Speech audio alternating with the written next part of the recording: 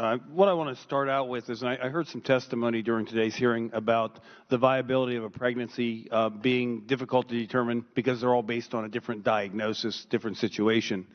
And I'll get to that later in my comments. I just want to start out with knowing that, and I know that it was just mentioned that, some babies have a 50-50 shot of survival. Dr. Schreier mentioned that.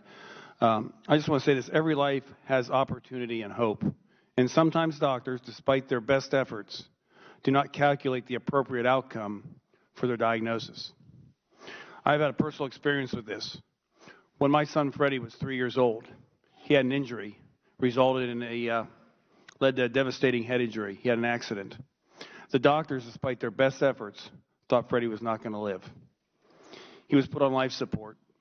As we waited and prayed, the doctor's prognosis was that the mortality rate of children in his condition was not 50%, was not 98%, but we were told was 100%. He was not going to live. They even tried to convince us to disconnect life support and end his treatment since they did not believe he was going to live. He was on a vent for 28 days. We chose life. We chose hope.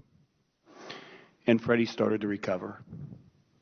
Even then, the doctors said he would have permanent brain damage and would not have a meaningful or full life. I'm happy to say that today, Freddie has fully recovered. Freddie's outcome was different.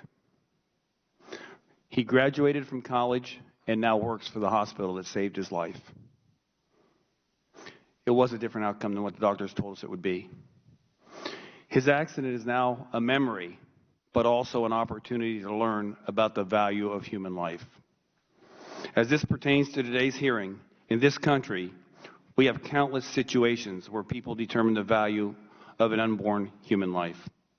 Abortions are sometimes planned and executed based upon diagnoses that have uncertain outcomes.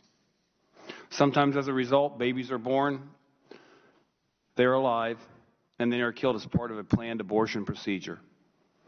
This should not only shock the conscience, but should make the American people sick. I'm not asking for an answer to the next question I'm going to ask. I'm just going to leave it up to the people that are watching.